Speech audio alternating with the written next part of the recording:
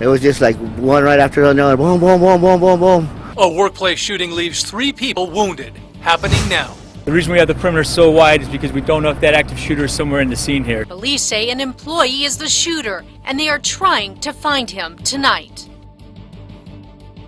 Local reporting you can trust. You're watching KRQE News 13 at 10.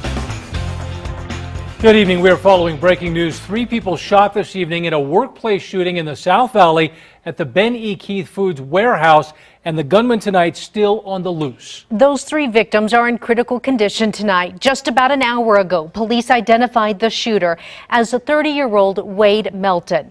News 13's Marissa Luceto is live on Broadway, south of Gibson. Marissa? Yeah, guys, this area has been swarming with police officers since about 6:15 this evening. Now, let me give you a look behind me. Every agency from APD to BCSO to state police are out here tonight. Now, police released a photo of Wade Melton along with the truck he may be driving tonight. Now, according to APD, they have cleared the warehouse and believe Melton was able to get out, though they believe he may still be in the area, so they're asking neighbors in the area to shelter in place. Do not answer your doors. Police just told us that there were about 20 employees inside the food and beverage warehouse tonight when the shooting happened. The plant is a 24-hour operation. Now, we do not know if Melton was on shift at the time. Police say he opened fire on his coworker. And he is not in custody. We are attempting to reach out to him and family members, and our Special Investigations Division are out looking for him right now. As for the victims, we know at least 3 people were taken in ambulances to UNMH, all 3 tonight in critical condition. The victims were all working in the warehouse tonight, and APD says they do not believe there are any more victims still inside. Again, if you live in this area or are in this area, APD says you should be sheltered in place because they do not know where Melton is at this point. And if you see him, APD says do not approach him by any means. Call 911 immediately. Back to you guys. All right, thank you, Marissa. That picture of Melton that APD sent out is from his Facebook. A quick look at his Facebook page shows he describes himself as a, quote, killer at Natural Born Killers and a dealer at the illegal drug trade. Melton doesn't seem to have a criminal record in New Mexico, according to online court records. We're also hearing from witnesses tonight who were near this shooting when it happened.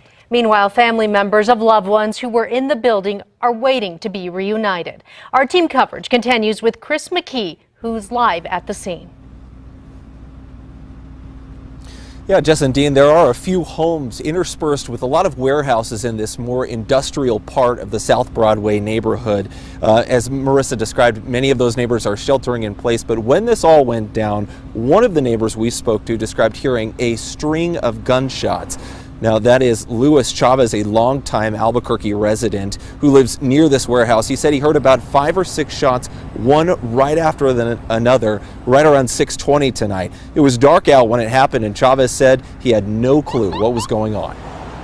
I was unloading a car at my yard, and all I heard was gunshots. I was freaking out. I was like wondering what was going on. Shortly after arriving, he saw, he didn't see, but he heard the shots and immediately went outside.